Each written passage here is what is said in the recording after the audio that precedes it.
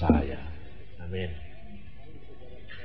Mari saudara-saudara kita buka firman Tuhan di dalam Yesaya pasal yang ke-48 ayat yang ke-16 mulai 16, 17, 18. Dan sekarang Tuhan Allah mengutus aku dengan rohnya.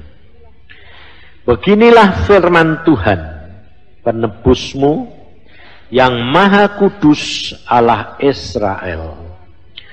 Akulah Tuhan Allahmu yang mengajar engkau tentang apa yang memberi faedah, yang menuntun engkau di jalan yang harus kau tempuh.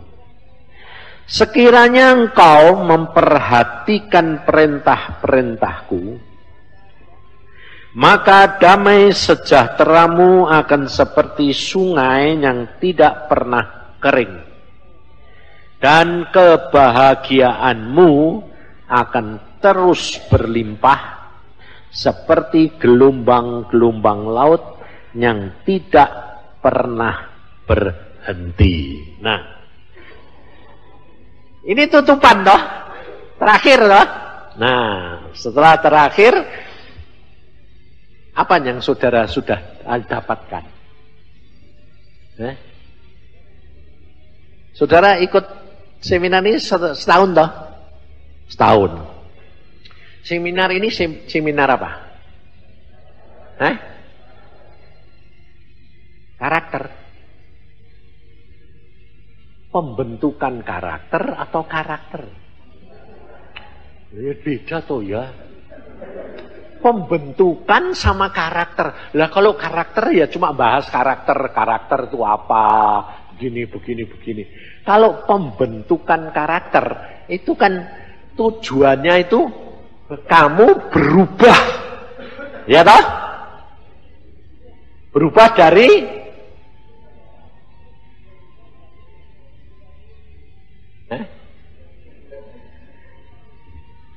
Nah, ini bilang berubah dari yang jelek jadi, nah, ya toh? Yang kamu bilang jelek itu yang mana? Ya? Halo? Yang kamu bilang jelek itu yang mana? Yang tidak berkenan pada Tuhan, itu jelek. Kamu tahu? Yang berkenan yang apa? Loh, betul enggak? Makanya itu saudara, masuk surga itu enggak gandeng-gandengan. Kenapa kalau selalu saya katakan masuk surga enggak gandeng-gandengan? Sebab masuk surga itu pribadi demi pribadi. Nah, kita hidup di dalam dunia, ini yang menjadi masalah. Itu adalah apa? Kita hidup di dalam dunia, tiga dunia ini. Ini yang menjadi masalah. Kalau kamu hidup di surga contohnya, itu kamu hidup di dalam dunia apa? Satu, dunia roh. Nah, kita di dalam dunia itu sebetulnya, kenapa saya katakan kita hidup di dalam dunia ini sekarang, kita hidup di dalam tiga dunia. Kalau saudara menjadi orang Kristen, itu saudara hidup dalam tiga dunia.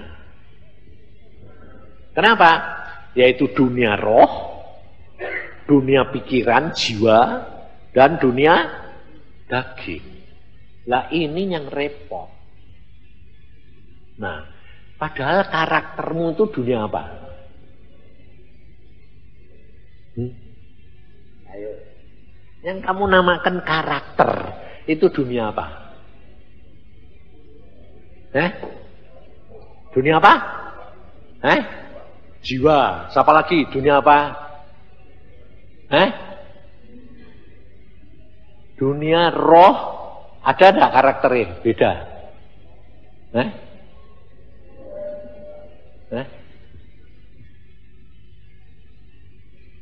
Bingung no kamu jadi itu? Ini namanya seminar bingung. Karena apa? Karena bingungnya kenapa? Karena kita tidak mengerti. Selama ini kalau kita hidup di dalam dunia itu ya, kenapa saya bacakan firman ini? Saya sendiri itu terus terang diminta Denny, nanti tutupannya mesti apa? Hah? Aku mau suruh apa? Ya tidak tahu. Suruh apa tidak tahu lagi. Lah aku lebih-lebih yang disuruh tidak tahu lebih tahu. Lah aku bilang aku ini sudah tidak khotbah. Tidak khotbah itu sudah 5 tahun loh. Jangan mau kira-kira itu memang di mana-mana masih dengar khotbah. Itu kaset. Bukan saya kalau saya bilang bukan saya langsung ya salah ya. Wong memang ya dari mulut saya, dari langsung. Cuma waktunya sudah lalu. Nah, tetapi yang orang terima sedang dengar khotbah, orang terima itu dia tahu nggak kalau itu masa yang lalu? Ada yang tahu, ada yang enggak. Yang enggak dianggapnya masa sekarang toh. Jadi saya itu tiap hari masih diteleponin kanan kiri. Nah gitu loh. Saya itu ngomong gini sama Tuhan. Tuhan, aku bilang, aku ini kan sudah tidak khotbah 5 tahun yang lalu sih Tuhan. Lah kok masih dicariin orang gini. Lalu Tuhan bilang, kan firmanku tidak pernah berubah. Iya, firmanmu tidak berubah. Saya yang berubah. Loh, betul toh? Habis 5 tahun yang lalu saya khotbah begitu, sedang di dalam suasana saat itu, urapan itu, sama sekarang beda enggak? Beda. Tapi orang itu anggapnya saya masih ada di dalam suasana itu. Nah, sehingga orang itu menuntut situasi yang seperti itu. Nah, itu tidak salah, saudara. Tidak salah. Tetapi itu yang menyebabkan kita tidak sampai kepada apa? Kepada yang dikehendaki Tuhan. Kenapa? Kenapa saya katakan tidak sampai? Karena apa? Karena kalau saudara dengar saya khotbah, saya dipakai Tuhan pada waktu itu dengan urapan, dengan kuasa seperti itu, orang itu cari saya, minta. Seperti saya jahat itu enggak. Ya toh? Nah, lalu dia mintanya itu terhadap Tuhan atau terhadap saya? Manusianya. Karena apa?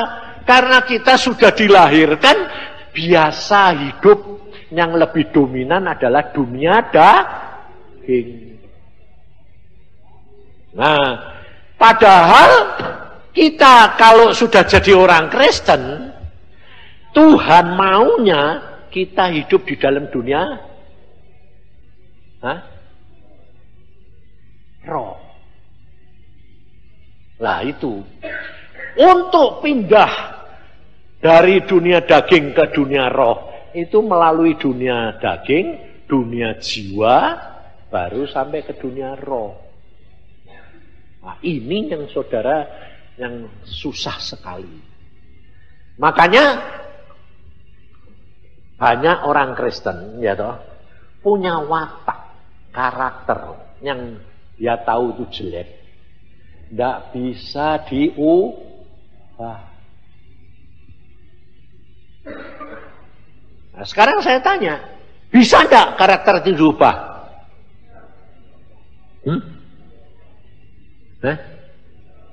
Bisa enggak? Bisa.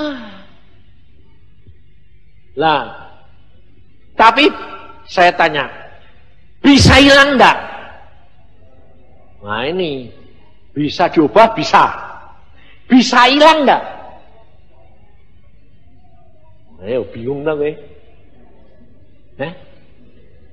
Bisa ndak hilang? Bisa ndak?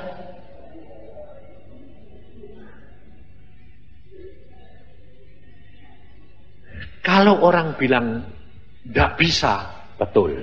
Kalau orang bilang bisa, betul. Nah, sekarang yang bisa hilang di mana? Di dunia apa? Nah, itu masalahnya. Dua-dua betul. Karena apa? Karena kita hidup di dalam dunia roh, jiwa, dan daging. Loh. Padahal Yesus sudah berkata, loh, kalau engkau percaya kepadaku, kamu adalah ciptaan yang baru. Loh. Lalu ciptaan yang baru dalam dunia apa? Roh tok. Adik roh tok, jiwamu kemana? Dagingmu kemana? Nah ini yang saudara itu harus tahu. Taunya apa? Tahu akan maunya Tuhan itu bagaimana, terus caranya Tuhan itu untuk mengubah dari jelek kepada baik karakter ini bagaimana. Nah, kalau saudara tidak tahu, pasti saudara kecewa. Karena apa? Karena kamu berjuang dengan usaha kekuatan sendiri dan tidak pernah berhasil. Yang dapat mengubah, yang dapat menghilangkan, itu cuma firman. Tidak ada yang lain. Hanya melalui firman. Karena Tuhan Yesus berkata begini dalam Yohanes 15. Jikalau kamu di dalam aku, dalam Tuhan Yesus, dan firmanku di dalam kamu, maka apa saja yang kamu minta diberi. Tapi kalau engkau dengar suara firman Tuhan begitu, pikiranmu itu apa? Sing mbok minta itu apa? Lu kok ketawa dhewe. Karena sing diminta itu perkara daging. Tapi bukan perkara jiwa dan roh. Padahal daging kita ini semuanya harus dimusnahkan, dimatikan, harus mati. Maka Paulus berkata, jikalau engkau tidak mati, tak bisa diubah, tak bisa. Maka Paulus sendiri juga berkata, hidupku bukan aku lagi, tapi Kristus yang hidup di dalam aku. Loh, kalau dia bilang, hidupku aku sudah mati, tapi Kristus yang hidup. Nah, hidupku adalah milik Kristus. Apakah secara daging dia mati? Enggak. Enggak. Tapi yang mati apa Ayo. Yang mati itu bukan daging, tapi kehendak daging. Jadi dalam dunia jiwa dan roh. Sehingga saudara kalau tahu perkara ini, saudara tidak akan kecewa. Tidak akan kecewa. Contohnya ya toh, kamu lihat hamba Tuhan atau orang yang kerja sama Tuhan, ya, giat setia. Nyatanya tahu-tahu kamu dikasih tahu tidak masuk surga. Coba. Itu hamba Tuhan besar, dipakai Tuhan luar biasa, menobatkan banyak orang. Tahu-tahu tidak masuk surga, adane di neraka. Bingung nggak kowe? Bingung. Kenapa kok bingung? Karena tidak ngerti. Betul tak? Nek kowe ngerti bingung nggak? Enggak lah, kok bingungnya apa ngerti? Ini masalahnya. Makanya saudara, sekarang gunanya seminar ini perlu enggak? Nah, kamu dapat apa?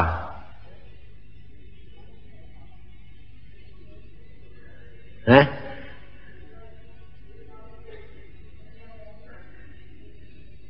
lah seminar ini penting karena apa? Perlunya apa? Kamu jadi tahu. Kalau sudah mulai tahu, jadi mulai ndak bingung. Tapi meskipun tahu, belum tentu ngalami. Benar? Ngerti sih ngerti. Tapi ndak ngalami. Bisa toh? Kenapa ndak ngalami? Kenapa kamu ndak ngalami kenapa? Karena satu, ndak mau. Ya, ya, contohnya segini saja. Kamu tahu Tuhan itu selalu luar biasa. Mujizat tetap terjadi. Ya toh? Kamu tahu toh? Kamu kepengin toh? Ngalami mujizat toh? Tapi tidak mau ngalami toh? Lah, kok iso kepengin tapi tidak iso ngalami kenapa? Lah contohnya apa? Mujizat apa yang kamu kepengin? Sembuh dari penyakit kanker. Loh, sembuh dari penyakit flu itu mujizat. Nah, kamu anggap tidak mujizat toh? Enggak, iya toh? Nah, karena apa? Karena itu sudah biasa. Padahal kamu tahu, sekarang ada flu burung. Banyak yang mati tidak? Tapi tidak sebanyak flu yang kamu alami. Pada waktu flu yang kamu alami biasa itu, yang flu kamu alami biasa ini loh, yang biasa ini, itu namanya flu Spanyol. Karena apa? Ditemukannya di sana. Pada waktu flu itu belum ditemui obat yang sekarang sederhana murah, yang mati itu jutaan seluruh dunia. Karena flu yang kamu alami sekarang. Sekarang kalau kamu flu bilang, biasa. Lah padahal flu ini burung, sekarang buat kamu luar biasa. Iya kan? Dan flu burung sekarang yang mati belum ada jutaan. Pada waktu flu yang kamu alami, seperti yang kamu bilang biasa itu jutaan yang mati sebelum ditemukan obatnya.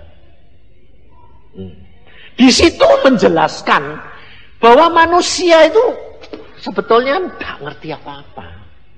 Semuanya itu hanya karena anugerah. Maka dari itu firman Tuhan tadi berkata apa? Tuhan mengutus aku dengan roh. Ini Yesaya yang berkata. Tapi ini berkata perkara siapa? Perkara Tuhan Yesus. Dia mengutus aku. Karena Tuhan Yesus berkata pada waktu itu, roh Tuhan yang ada padaku dan dia yang mengutus aku. Lalu dia berkata di sini gini. Akulah Tuhan Allahmu yang mengajar kamu tentang apa yang memberi faedah. Nah, jadi yang ngajar kamu itu siapa? Tuhan.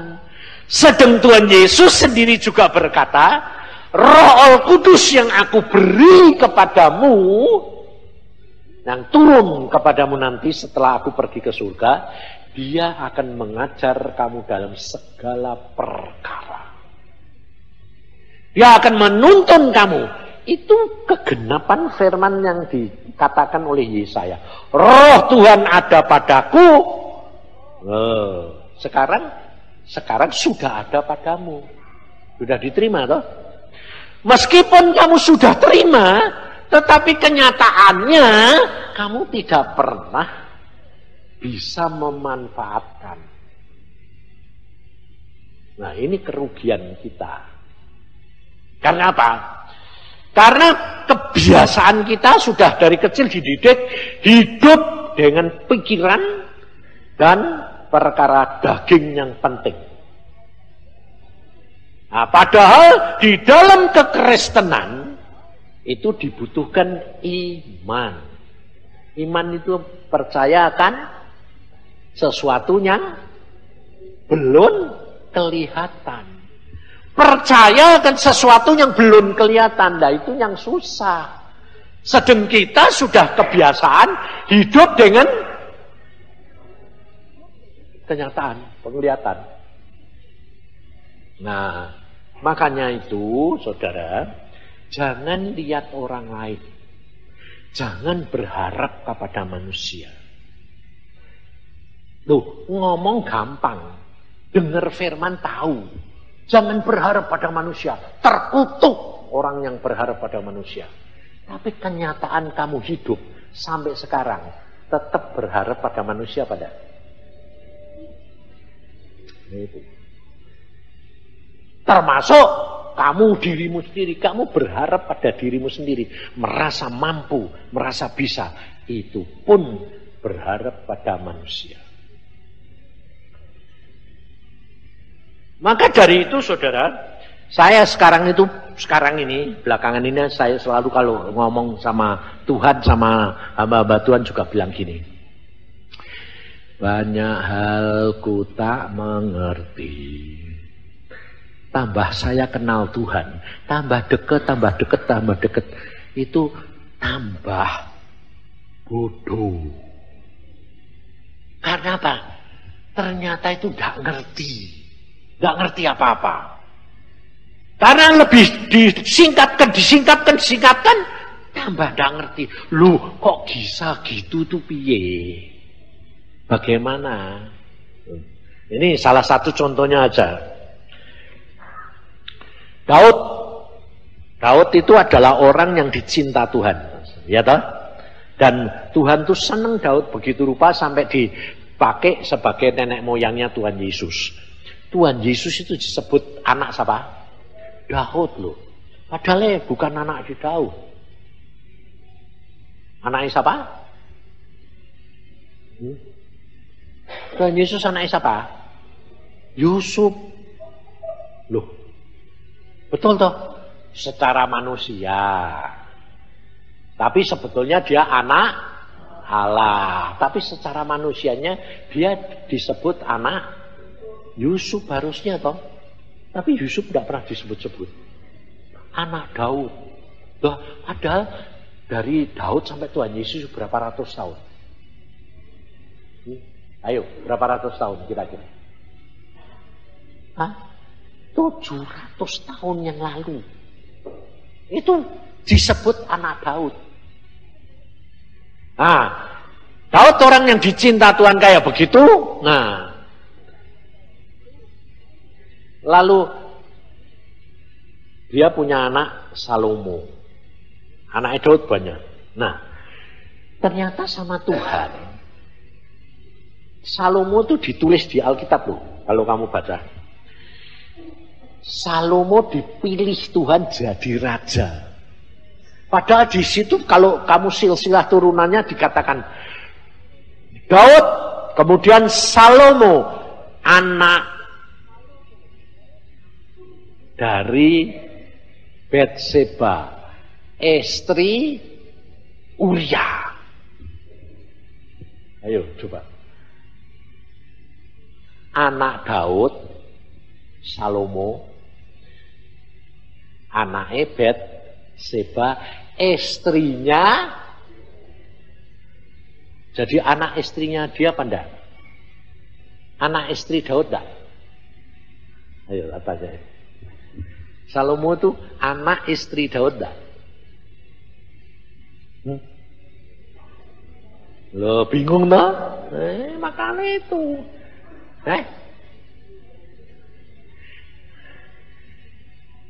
Salomo itu anak istri Daud enggak?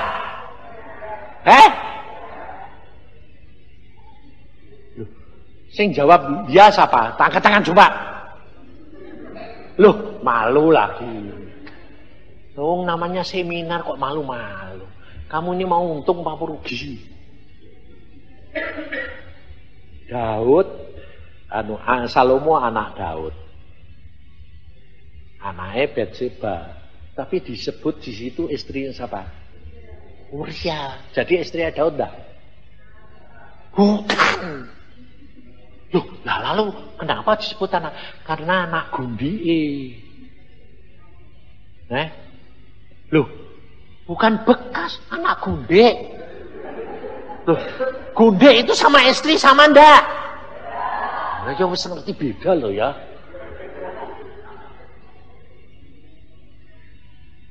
Jadi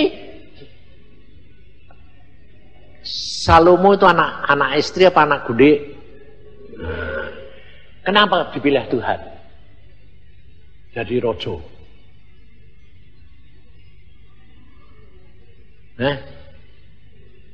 Kenapa? Ayo.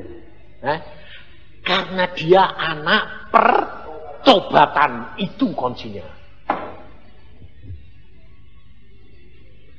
Secara turunan tidak bisa dia jadi raja.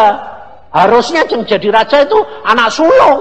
Itu peraturan yang Tuhan dewek buat loh.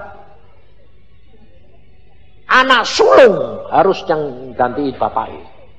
Berkatnya pun 2 kali lipat. Anak sulung. Tapi kenapa jatuhnya kepada Salomo? Anak Gunde. Sampai saya tuh terus terang ya protes sampai Tuhan. Protesnya gini, ya di mana keadilanmu? Lihat tak? Contohnya kalau kamu jadi anak sulung, begitu nggak sakit hati? Ayo jujur. Lihat tak? Saya juga terus terang protes Tuhan. Mengapa Salomo? Tuhan berkata apa? Anak pertobatan. Saya bisa terima, bisa ngerti. Kenapa? Itu otoritasnya Tuhan maunya gitu. Lalu kalau saya bilang, lu kok gitu Tuhan? Aku maunya gitu, mau apa? Ya mati aku bilang gitu. Ya sudah, kalau kamu sudah ngomong aku maunya gitu. Nah ini yang saudara harus tahu. Di samping firman Tuhan ini secara umum, ada firman Tuhan rema. Ini yang penting. Secara umum kamu harus tahu. Jadi secara umum kan Tuhan mengajar, ya toh, mau yang memberi faidah. Jadi kalau kamu baca Alkitab secara umum, bagaimana kamu bisa berubah karaktermu? Sekarang kamu mau berubah karakter, mau minta karakternya siapa? Pasti Yesus. Pasti Yesus. Tidak ada yang bilang, aku minta seperti kamu. Tidak ada toh. Yesus toh. Bisa enggak kamu kayak Yesus? Nah ya. Nah, kalau kamu tahu tidak bisa, kok kamu kepengen?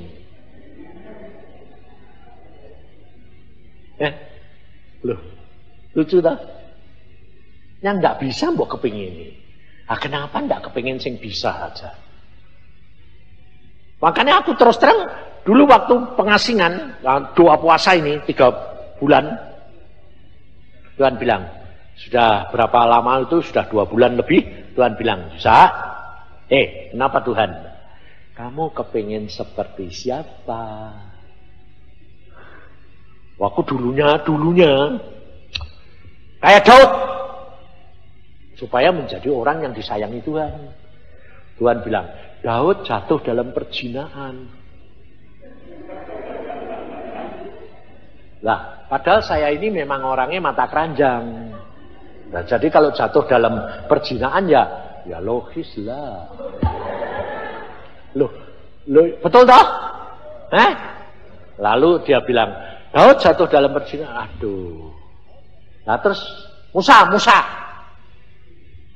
Musa ndak masuk Kanaan. Bayangin. Musa disebut orang yang paling lembut di seluruh dunia. Ndak masuk Kanaan. Hanya salah apa? Hah? Salah Musa apa? Hah?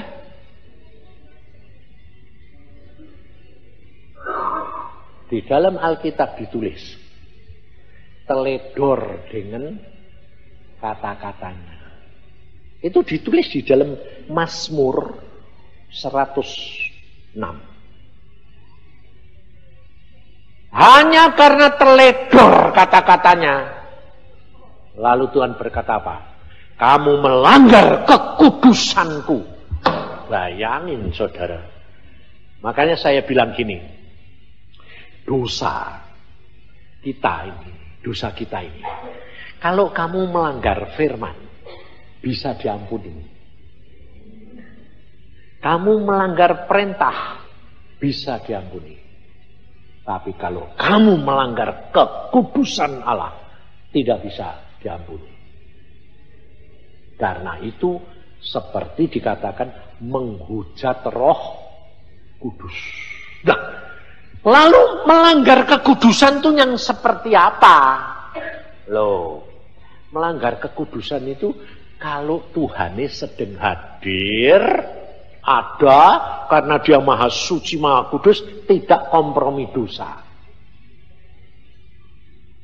Makanya ada ayat berkata begini, tidak ada seorang pun yang dapat lihat tok loh wajahku dan tinggal hidup.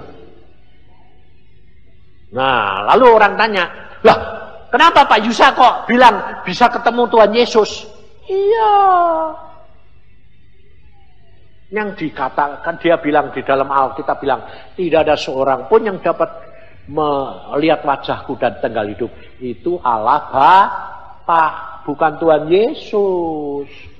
Nah, karena apa? Orang-orang itu tidak ngerti, terutama hamba Tuhan, tidak percaya. Kenapa? Karena belum pernah ketemu sama Tuhan Yesus sih.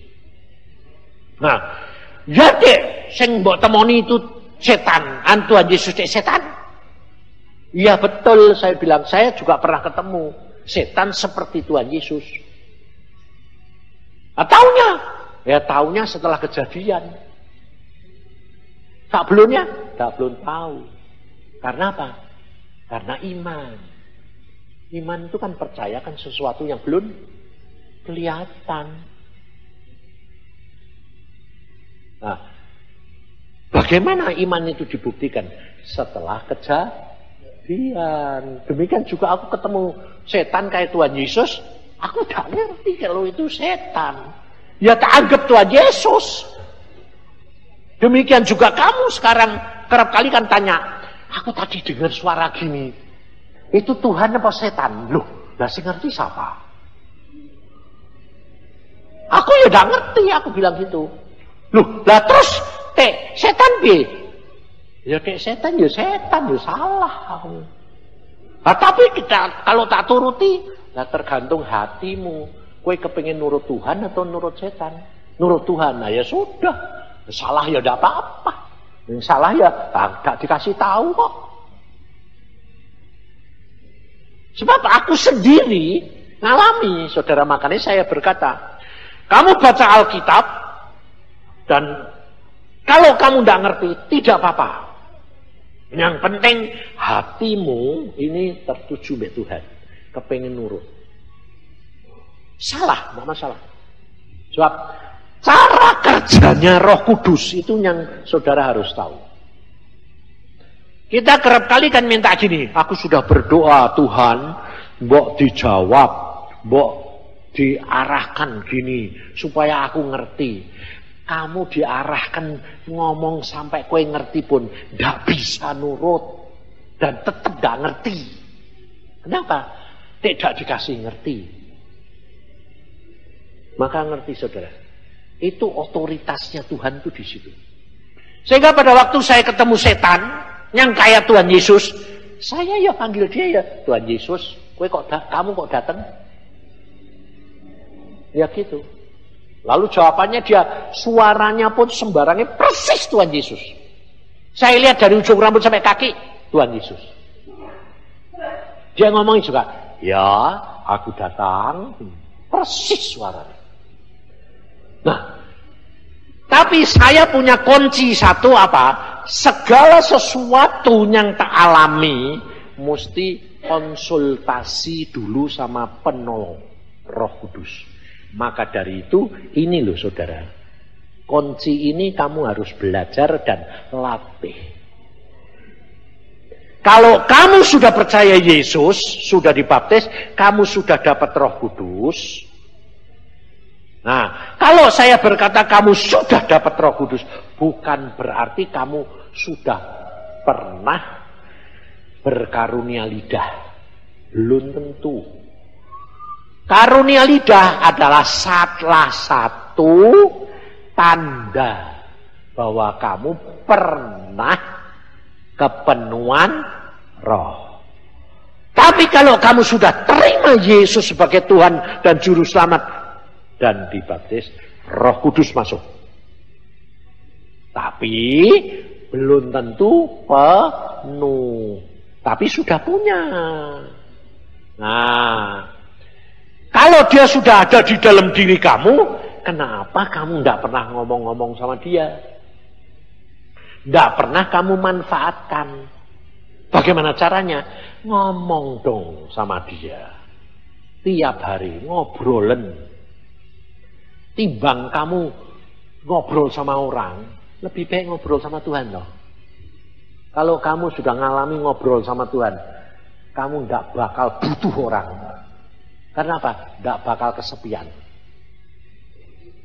Karena aneh, aku kalau kamu suruh nyeritain, lah bagaimana Pak rasane carane, ya tidak tahu. Yang penting itu hatimu tuh nyari Tuhan dan segala sesuatu omong. Masa mau makan aja ngomong, mau nelen ngomong Pak. Loh, kalau perlu ngomong. Sebabnya kamu bisa nelen aja satu anugerah. Coba kalau tidak bisa nelen, macet, gepeng. Ngomong. Demikian pada waktu saya ketemu sama setan seperti Tuhan Yesus, saya tinggal ngomong aja, yo, nggak usah.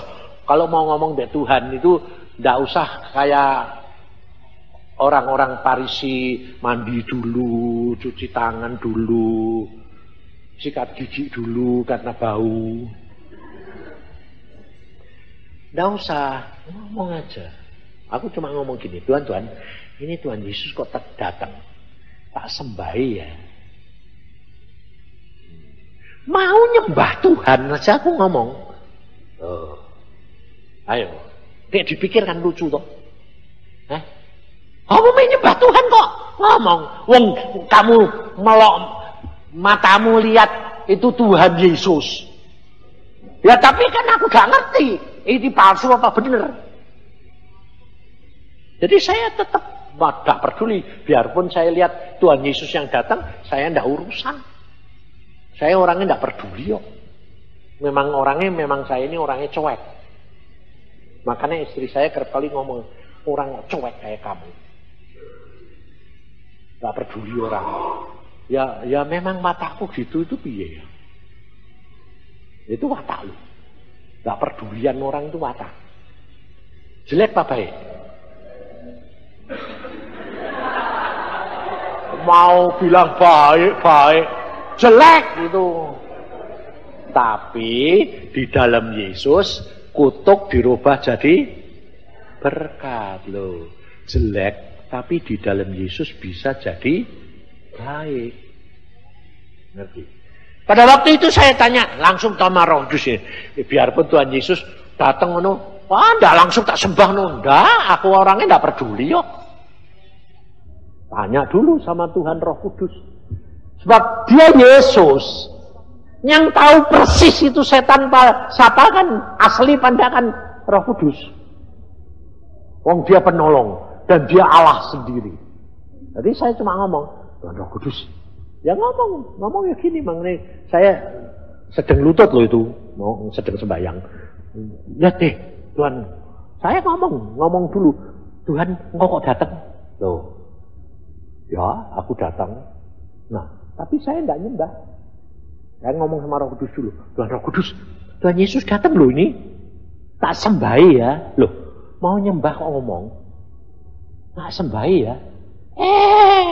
Tak pikir dia ngomongnya sembahlah, ngono ya toh? Enggak. Jangan cepet-cepet nyembah. Kok aneh? Kok aneh? Sudah ngomong gitu, harusnya kamu langsung ngerti enggak kalau itu palsu apa enggak?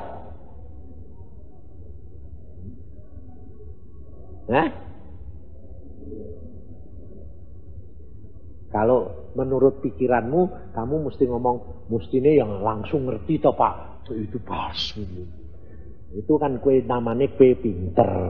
Kita ini bodoh. Nggak tahu. Aku ya sang nih. Kenapa Tuhan? Kita mau nih, mbok ya dikasih tahu. Itu setan. Ya gampang toh. Demikian juga kamu kepengennya gitu toh, punya masalah, doa. Itu begini. Instan toh. Nah, Tuhan tuh enggak gitu. Itu yang menyebabkan kamu ini susah. Karena pada waktu saya tanya, kenapa Tuhan? Nanti kamu tahu loh, kok nunggu nanti. Lah mbok sekarang. Lalu saya bilang, lah terus piye? Ya sudah kamu ngomong-ngomong aja loh. Malah disuruh ngomong-ngomong. Saya ngomong, kenapa Tuhan kamu datang? Ngapain? Jadi aku udah nyembah. Tapi masih punya pendapat maupun tindakan. Dia tetap tak anggap Tuhan Yesus. Karena memang belum ngerti. Nah, itu sebetulnya peristiwa itu tuh setiap anak Tuhan mengalami, menghadapi segala perkara sama. Menghadapi masalah pun begitu.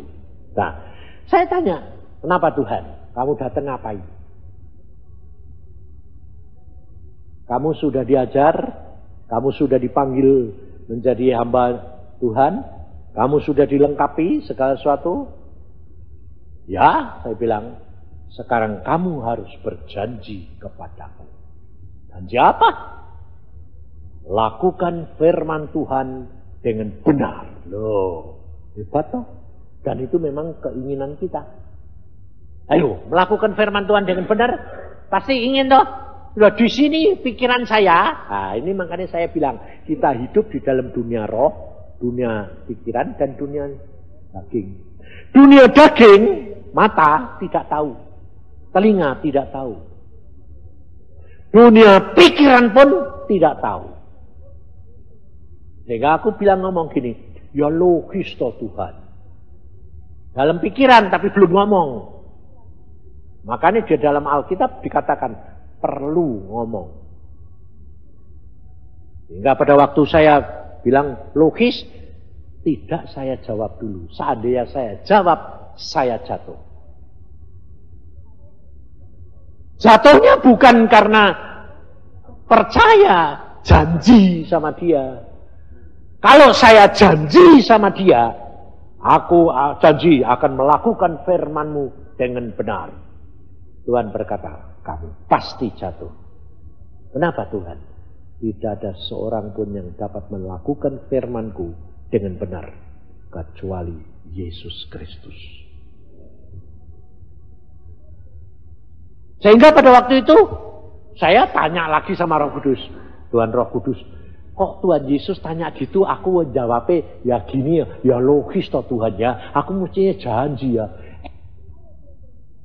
Kalau dia berkata jangan cepat-cepat jawab, lalu saya mikir lagi, mengapa? Dunia jiwa ini mikir lagi, mengapa? Aku bilang, kenapa Tuhan? Saya tanya lagi, tanya mengapa? Kenapa Tuhan? Jawabannya sama. Nanti kamu tahu. Iya, bingung enggak? Loh, aku tanya mengapa itu justru enggak ngerti, betul? Kenapa jawabannya dia kok? Nanti kamu tahu, loh. Kenapa kok dia jawab gitu? Kenapa kok dia tidak jawab, itu setan, itu gini. Dan itu cara kerja. Maka hidupmu kekristenan harus mengenali cara kerjanya Roh Kudus. Karena apa? Dibutuhkan iman itu tadi. Kalau kamu tidak punya iman, karaktermu pun tidak bakal bisa diubah. Kenapa? Karena yang ngubah itu firman, bukan kamu, bukan usaha, bukan kemampuan, tapi dia. Nah, waktu dia bilang, nanti kamu tahu, lalu bilang, mengapa? Apa yang aku harus jawab? Lalu dia jawab lagi. Nah, jawabnya itu tidak selalu audible di dalam hati. Karena dia di dalam saya. Tapi kadang-kadang Tuhan itu ngomong audible. Kalau Tuhan ngomong audible, itu ada dua. Dari dalam naik ke telinga. Itu Roh Kudus. Tapi kalau dari luar langsung ke saya, itu Tuhan Yesus pribadi. Nah, itu kamu tidak akan bisa membedakan kalau tidak Sehingga pada waktu itu, apa yang aku harus jawab? Lalu dia jawab lagi. Nah, jawabnya itu tidak selalu audible di dalam hati, karena dia di dalam saya. Tapi kadang-kadang Tuhan itu ngomong audible. Kalau Tuhan ngomong audible, itu ada dua.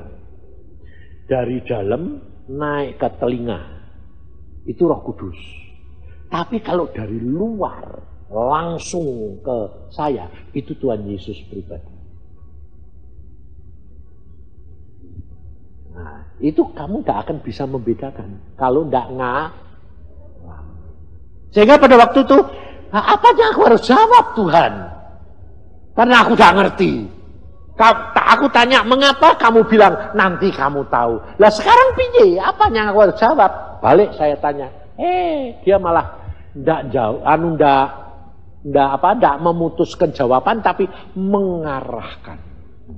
Malah ngomongin gini, yang ngajar kamu siapa?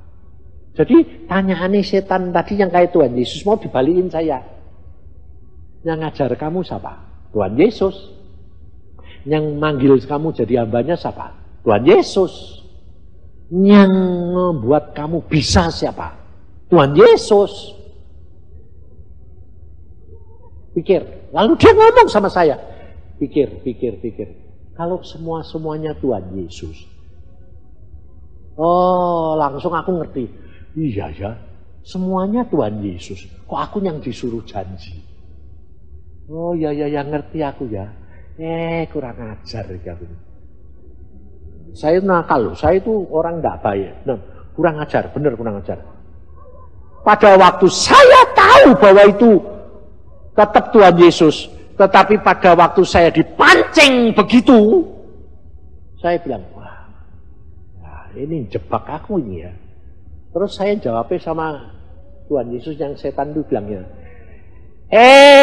gini, Tuhan Yesus, tak panggil Tuhan Yesus lagi. Tapi tak tuding-tuding. Tuhan Yesus, tidak lucu ya. Tak gituin, tak kurang ajar. Untung itu setan, dia Tuhan Yesus.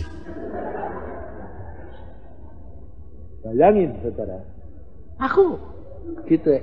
Tidak lucu ya Tuhan. Segala-galanya kamu kok.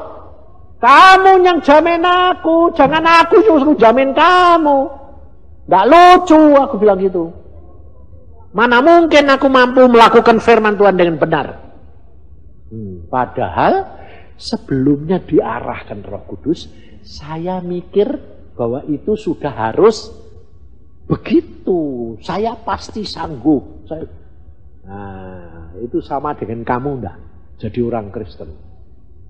Aku harus bisa hidup kudus. Perangaiku harus berubah. Itu kalau kamu omongkan karena iman, benar. Tapi biasanya karena pikiran, emosi. Seperti Petrus. Aku mati sama kamu mau. Aku rela mati. Tuhan Yesus, apa? Kue rela? Sebelum ayam berkokok malam ini, kue nyangkal aku 3 kali. Enggak mungkin.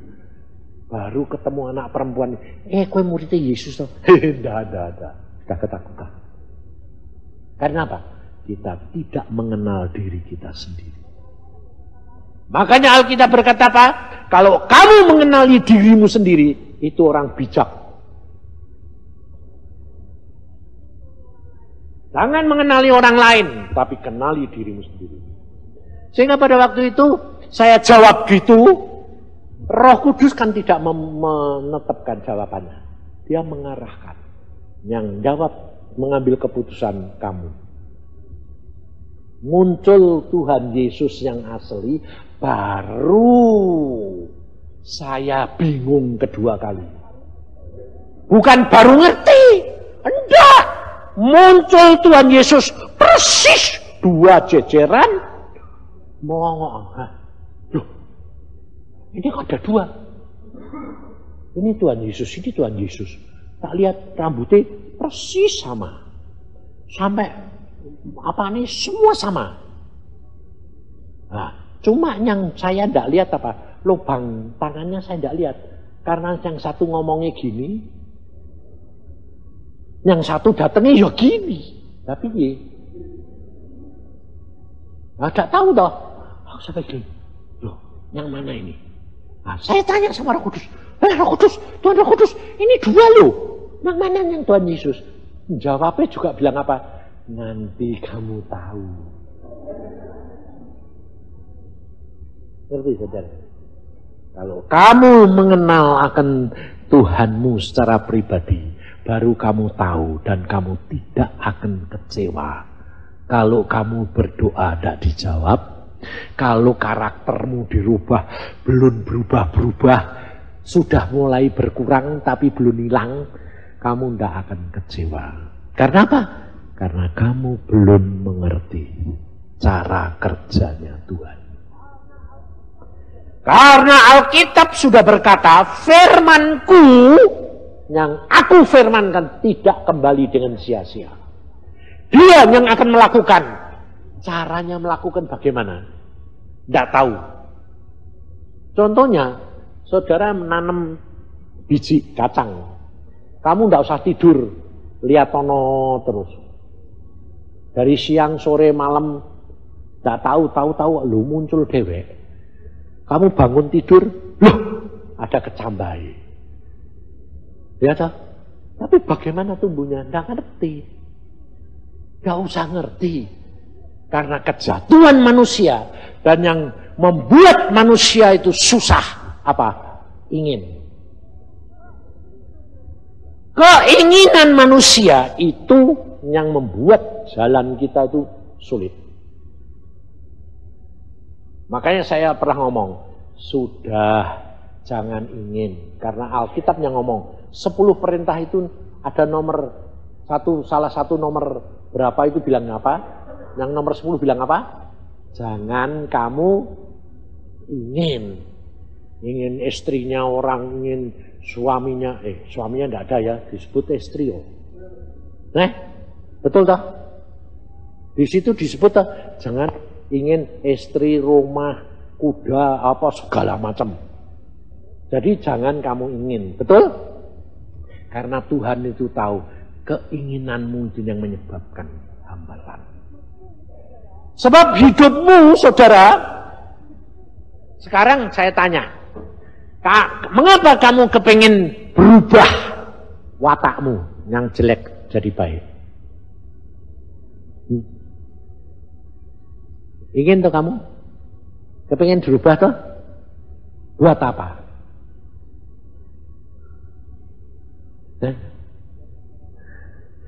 Buat supaya kamu baik? Buat supaya kamu apa? Masuk surga? Masuk surga itu anugerah. Bukan karena kamu berubah watak. Masuk surga hanya karena kamu percaya Yesus. Jadi kalau kita sudah percaya pasti masuk surga, pasti. Kalau waktumu tidak panjang. Kalau waktunya panjang, belum tentu. Kenapa? Karena dituntut oleh Tuhan, kamu harus menjadi pelaku firman. Kak, kalau kamu masuk surga itu sebetulnya kuncinya cuma satu, percaya. Nah, pada waktu orang itu sakit, mau game pun tidak tahu loh saudara. Jangan kamu kira nanti aja mau percaya supaya bisa masuk surga, nanti sudah mau game. Tidak tahu waktu nih. Nah itu yang repot. Jadi tidak usah ingin tahu kapan mati nih. Tidak bisa. Wong aku tuh ngelayani orang berkali-kali ngalami yang luar biasa. Satu orang di Boromius itu, saya dipanggil, Pak, tolong Pak, bapakku ini Injili Pak. Bapakku ini hidupnya dak karuan. Tukang main perempuan, adu jago, judi, wis semua kejahatan ngetop. Terus sakit.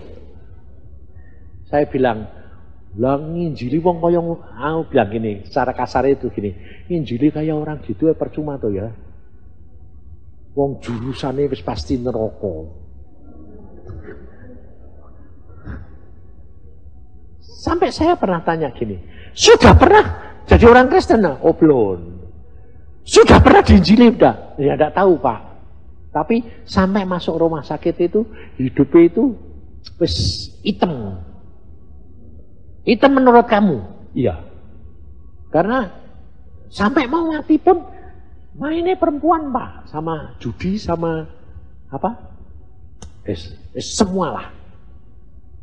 Nah aku kon nginjili orang gitu ya terus terang, ya setengah males. Lah orang kayak gitu ya wis lumrah toh Tuhan. Tapi saudara, saya Tuhan bilang datang, ya wis aku datang. Ternyata masih sehat, sempurna. Saya bilang, Pak, ini Pak Yusa. Oh ya, kenalan. Aku bilang, aku ngomong apa? Wong kayak gini nginjili, bertobatlah. Apaan nih sih suruh? Wah, wong tak pernah dengar aku. Tuhan aku ngomong apa? Nah sudah aku datang masuk. Ya Tuhan ya tidak ngomong. Kamu ngomong begini-begini. Tidak. Tuhan aku ngomong apa? Diam aja. Nah, kalau dia diam ya sudah. Aku pikir ya ngomong wae. Jadi demen. Ya. Mau bertobat enggak kowe? Sebentar lagi kamu masuk neraka. Aku bisa ngomong gitu. Orang ya melongok atau ya orang. Ya, hebat. Orang sakit malah dimarahi. Kalau kamu tidak mau bertobat sekarang, sebentar lagi kamu masuk neraka. Ngerti tidak kamu? Ya langsung dia ngomong, tapi aneh itu bilang. Ya betul. Betul, aku minum. Betul. Mau bertobat enggak? Aku minum. Ya mau. Mau masuk surga? Mau. Ya sudah sekarang ngomong sama Tuhan Yesus, ampuni aku. Ngomong. Ya. Tuhan Yesus, ampuni aku. Ya cuma niru kayak gitulah. Aku ya gak ngerti toh. Itu bener atau kaget? Atau sungguh? Ya gak ngerti toh. Ya cuma ya nurut. Setelah nurut, mau bertobat? Mau. Oh ya sudah. Mau baptis? Mau. Nah, terus piye ini baptisnya? Aku suruh manggil pendeta. Kamu panggil pendeta sana. Ya Pak, telepon. Pak pendeta tolong datang ke rumah sakit Pak. Ada pasien yang mau dibaptis. Oh ya. Saya tunggu 15 menit setengah jam. Pendeta nih enggak datang-datang, sedang jalan. Dia bilang, gimana kamu? Sedang jalan. Tahu-tahu Tuhan yang ngomong sama saya, jelas gini. Cepat baptisin. Bilang, no, Wong orang masih sehat, pendetanya agak jalan. Nanti kan sebentar lagi datang. Cepat. Lah aku muni, lah cepat baptis pakai apa? Itu ada tutup ceret. Jadi tutup ceret, terus diapain? Aku bilang, ya ngambil air ledeng. Oh, ya wis tak ambil air ledeng, tak tutup ceret. Cepat baptiskan. Loh, baptisin? Kamu mau dibaptis? Mau. Aku baptis kamu ya? Dalam nama Bapa, Putra dan Roh Kudus aku meteraikan kamu. Dalam nama Yesus kamu diselamatkan. Terima kasih Tuhan. Klep mati. Coba. Nah, kamu kok ngalami kayak gitu piye? Seneng apa malah? Orang sadar, orang waras, diajak ngomong masih, semuanya normal. Setelah dibaptis, terima kasih, plek, game, mati. Lah aku waktu lihat mati gitu ya, loh kok mati? Yang lihat kamu tahu, mamai, saudarane, orang berapa itu? Ya kamar itu semua. Belum bertobat mereka. Rasanya kayak apa itu? Aku ini mateng gue. Aku bilang, Tuhan kok mati? Loh kalau dibaptis terus sembuh, itu mujizat ya toh? Ini mati. Nah ngerti saudara? Keinginan saya apa? Sembuh. Pak kayak kamu toh? Tapi mau nih Tuhan? Mati. Iya coba. Aku cuma, lu kok mati Tuhan? Terus aku lihat mamai sama saudara-saudaranya. Lihatnya itu lihat takut. Enggak, saya enggak takut, paling-paling dibisui.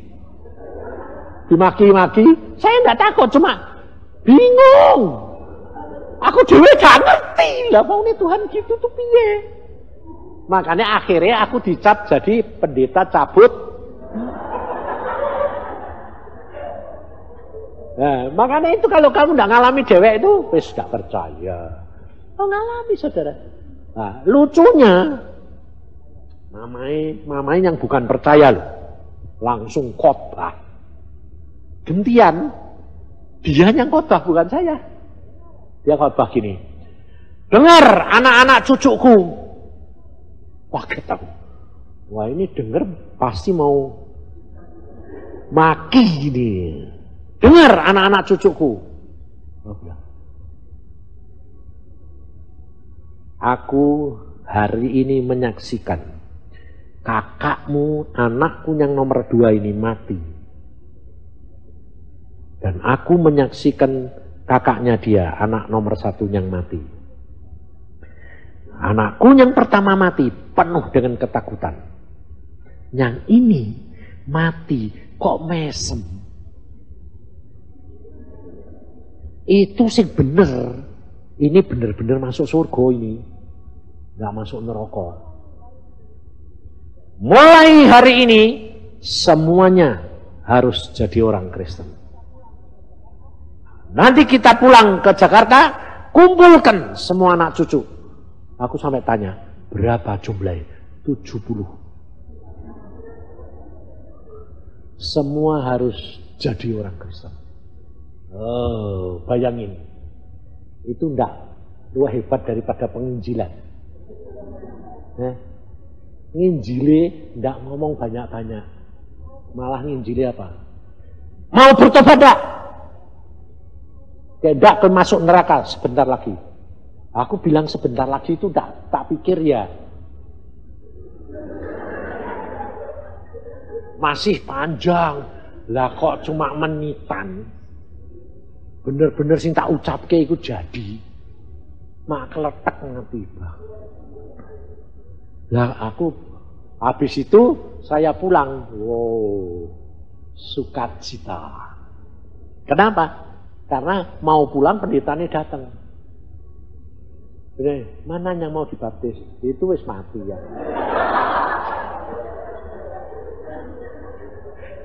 Ya pendeta itu temanku dia juga. Pendeta Cibunut, gereja Cibunut. Aku muni, mana yang mau dibaptis? Wis mati ya. Dia gantian gini, loh saya terlambat. Ya kowe yang salah toh. Kenapa enggak cepet-cepet? Lah katanya masih hidup. Loh memang masih hidup. Lah terus ini piye? Ya wis tak baptis. Oh, wis mau baptis toh. Lah terus kok mati? Lah ya itu. Makanya aku cepet-cepet kenapa? Lah aku dulu enggak ngerti. Cuma Tuhan bilang cepet baptisin. Lu pendeta ini sedang jalan sekarang. Lah wis piye Tuhan? Itu ada tutup teret ya, tutup teret tak baptis. Oh, sudah mau baptis, sudah. Lah terus langsung mati. Loh, dari ngomong tetap kletek gitu. Iya. Lah terus piye? Ya mbah itu udah bertobat aku. Ngerti saudara? Nah, sekarang karakter saya yang orangnya itu keras, yang orangnya itu belak-belakan apa adanya ngomong kayak gitu tuh, jelek atau baik?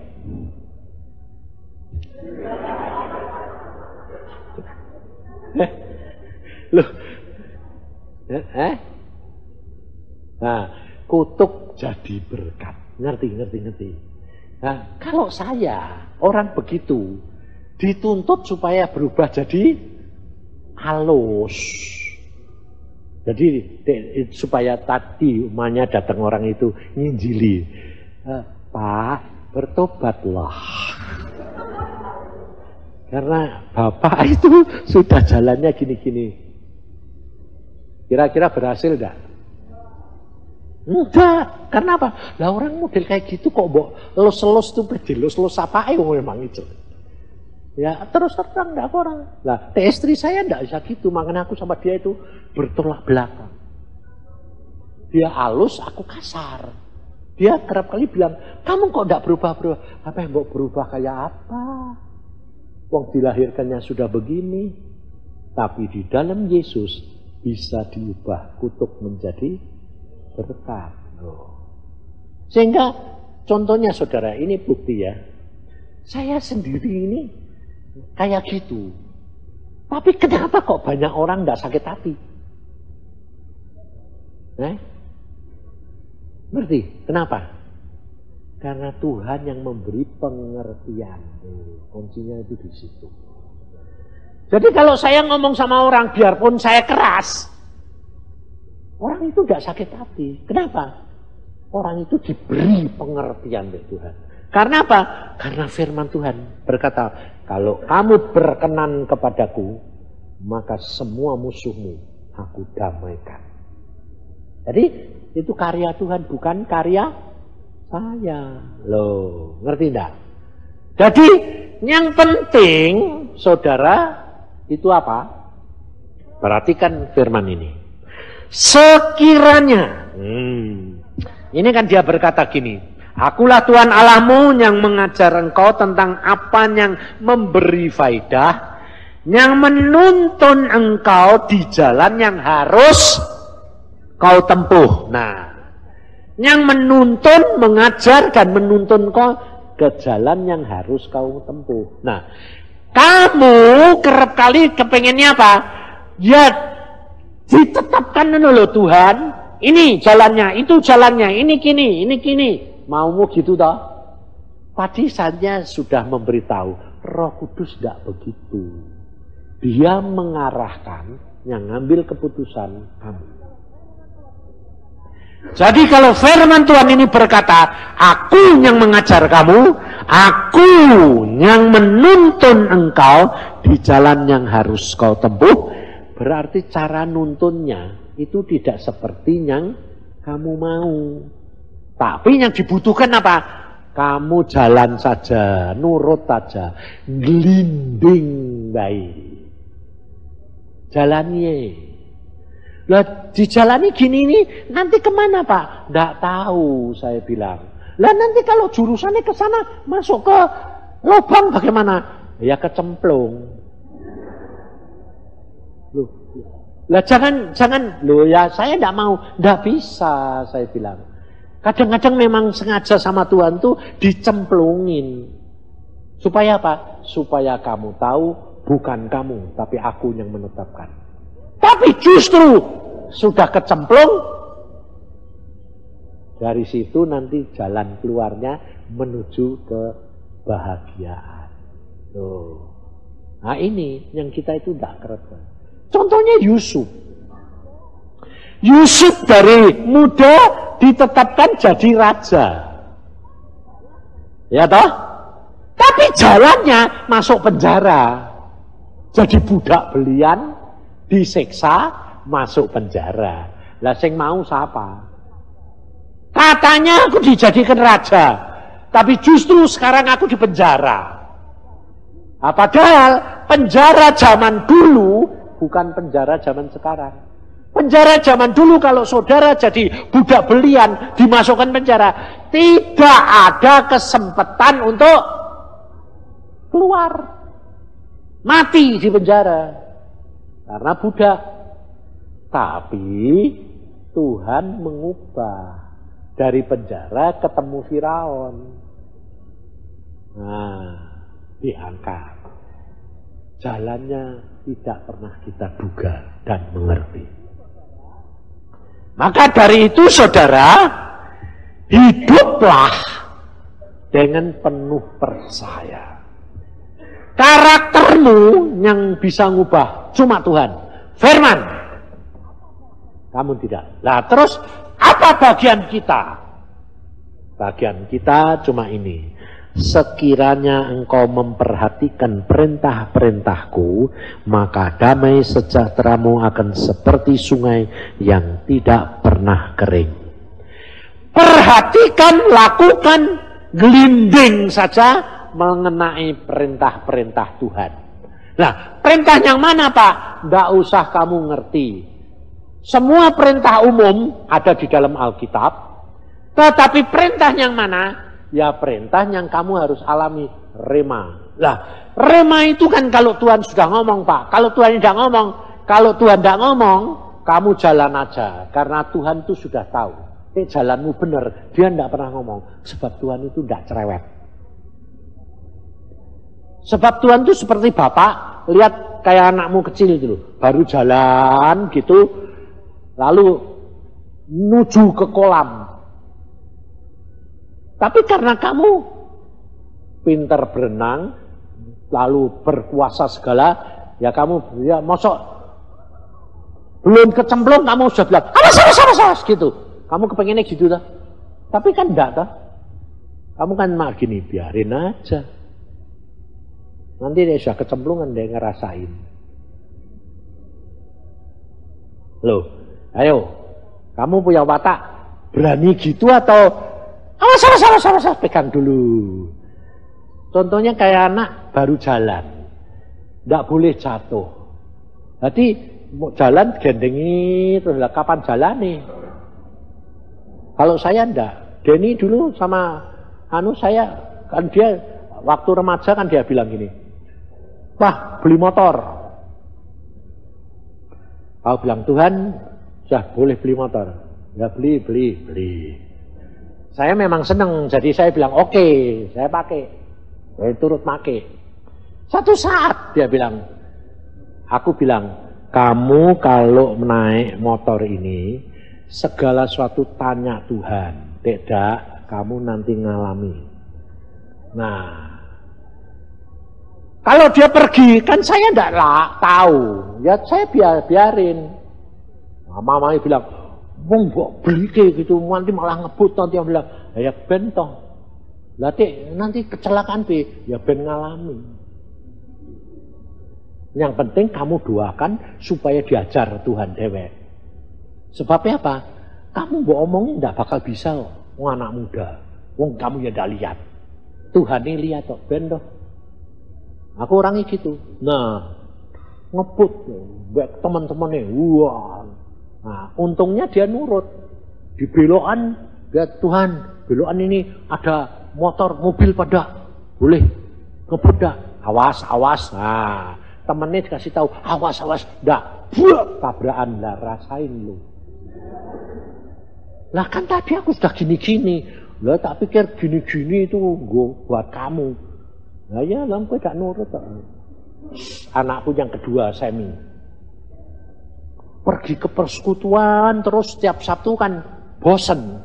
Anak muda, alasan mau pergi Jakarta, nganter tante, pergi ke Australia. Kamu sudah tanya Tuhan? Enggak. Karena memang mau melarikan diri. Ya, boncengan sama dia nih. Pakai motor. Wah.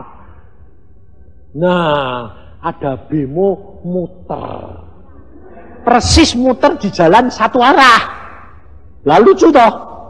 Lawang jalan satu arah, kok bemone balik muter. Tidak ada tikungan loh, tidak ada belokan loh, muter. Lah ini sedang kenceng, dia loncat dieng. Dia ini yang digonceng. Biasanya yang dibonceng itu yang paling parah. Betul, dia loncat tuh, bilang kepalanya jatuh di depan, di bawah dulu. Tapi karena dia benar, tetap jatuh sih jatuh. Kepalanya di dulu, iya. Tapi persis daratnya di atas bemo. Belum. Bayangin coba. Kok bisa gitu tuh piye coba? Nah, bemo itu kan bukan dari besi, dari terpal. Jadi nah, enggak apa-apa. Lehernya pun enggak potong. Enggak putus. Yang putus Semi tangane. Karena nahan toh, dia sampai anunya tuh bengkong, tangane turut maklat keretek keplek-keplek. Nah, setelah itu saya ditelepon sama mamai, bawa ke rumah sakit, dioperasi. Yang anakmu tabrakan. Nah terus sudah ini di rumah sakit dioperasi. Terus, lah terus piye? Ya sudah tidak apa-apa. Nah terus dia telepon, tak telepon. Piye Sam? Sakit. Lumayan toh rasane. Enak nurut Tuhan atau enak ngebut? Mau lari. Hehehe. Bayarnya mahal.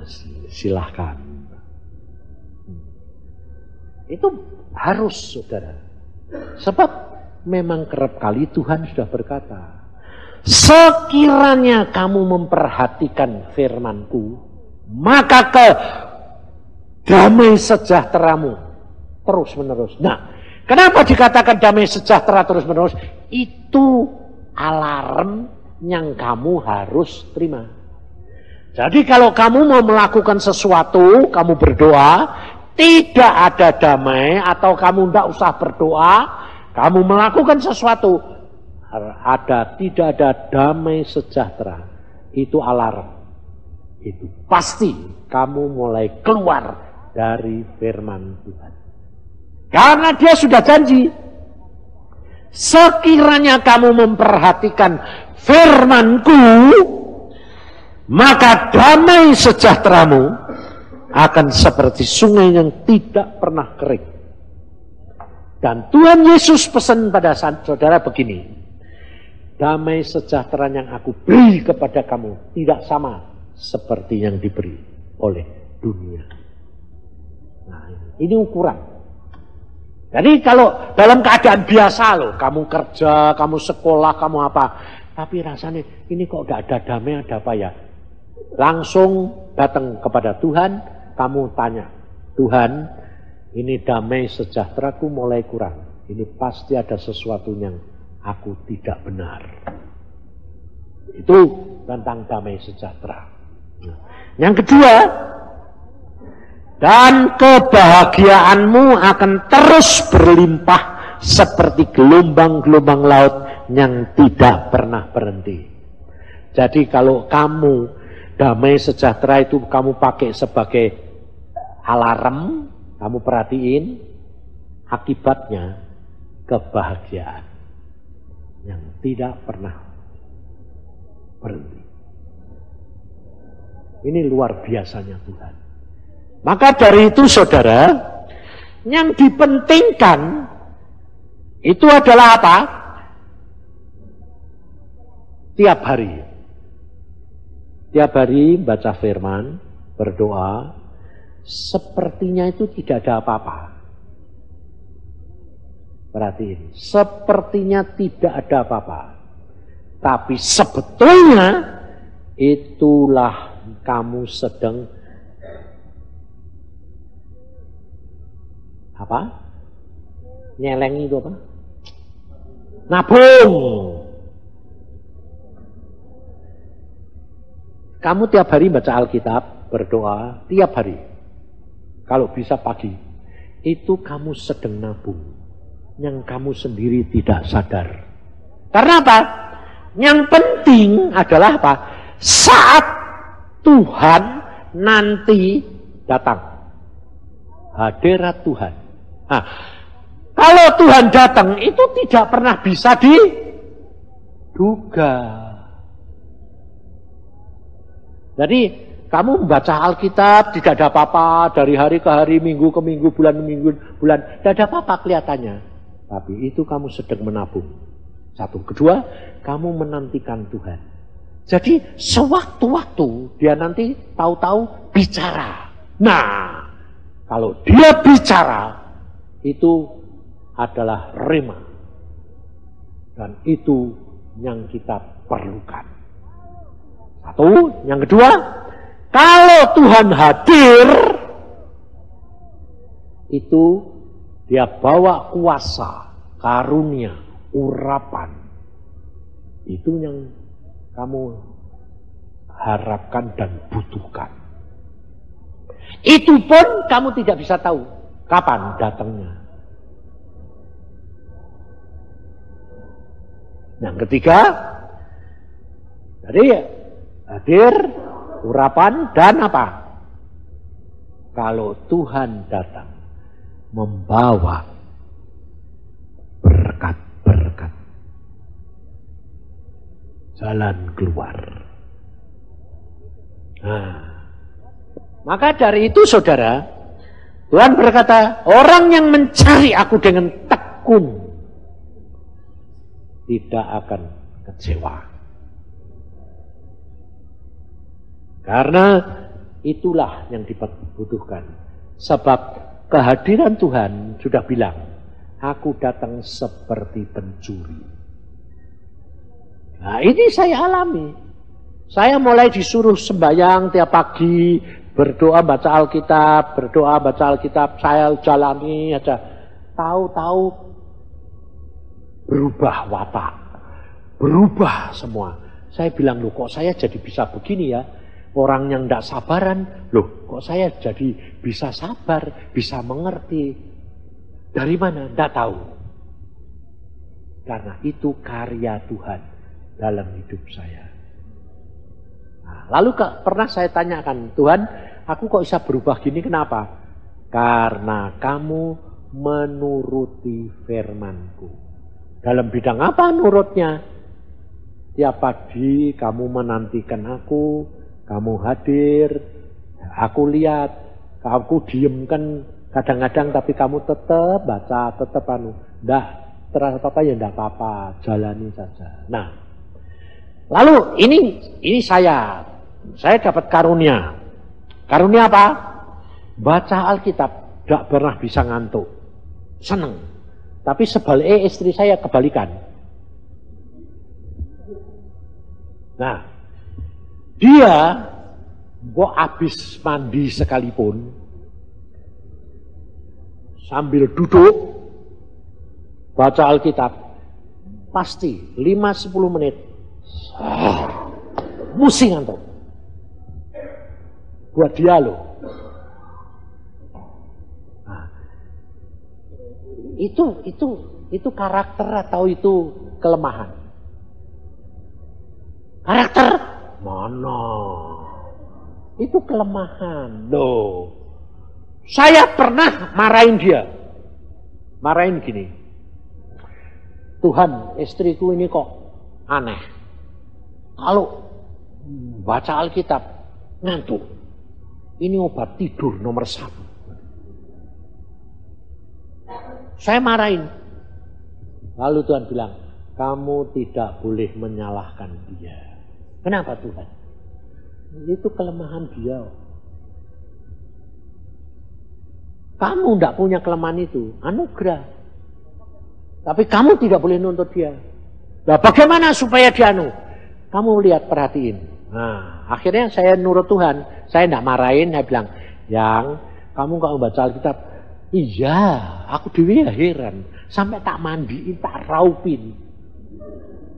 Tapi kalau sudah 5 menit sebelum, mesti kok ngantuk. Ternyata nurun. Bukan nurun anak, nurun cucu.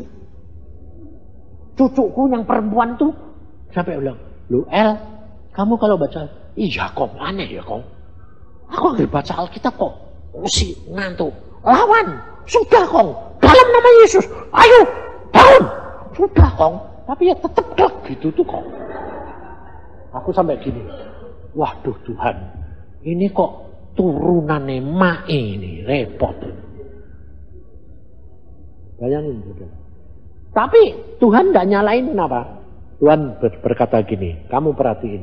Nah, sekarang kalau dia baca Alkitab, duduk. Saya lihat, oh sudah maklek. Tak bangunin dulu, asal tiap kilo. Ting, tak gitu ke. Hehehe, ketawa deh. Tidak tak tegur, tapi cuma tak. Hehehe, kadang-kadang. Aku batuk gitu. Lama-lama Tuhan bilang, tidak usah kamu gituin. Wong dia itu sudah berjuang. Nah terus mengatasinya bagaimana Tuhan? Biarin kamu perhatiin. Kelak. Saya diemin. Setengah jam. Tapi nyatanya bangun tuh. Ayo bangun. Baca lagi. Kelak lagi. Baca lagi. Jatahnya tetap dibayar. Ngerti saudara? Ngerti? Saudara tahu Tuhan itu menuntut setiap orang, tidak sama. Jadi jangan menghakimi orang lain, nuntut orang lain. Udah doain aja supaya dia ada jalan untuk menggenapkan bayar harganya. Aneh toh? Itu kenyataan-kenyataan, saudara. Hidup. Makanya hidup dengan Tuhan itu rileks. Aku bilang santai saja. Yang penting itu hatimu itu melekat sama Tuhan. Selesailah. Dosa tetap jalan aja. Sebabnya apa? Sebab angsal kamu jujur, kamu mau berbuat dosa sekalipun, ngomong sama Tuhan, pasti kamu diberi jalan keluar. Ngerti? Gak usah kamu bilang, oh ya ini, oh ya gini. Akhirnya kamu nanti kalau tidak bisa ngatasi dosa, frustrasi. Akhirnya kecewa sama Tuhan. Karena apa? Permintaanmu tidak pernah dikabulkan.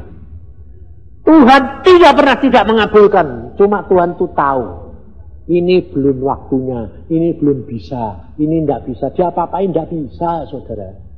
Sebab apa? Sebab kita ini dilahirkan dalam dosa. Kita mau berbuat baik sekalipun susah. Makanya saya bilang, Tuhan tidak mau tolongin, tidak bisa. Akhirnya Tuhan bilang apa? Aku tahu kamu mampu. Tapi harus berani bayar harganya. Meskipun melalui penderitaan, meskipun melalui segala kesusahan dan kekurangan. Tapi percayalah, Tuhan pasti mengasihi. Mari kita.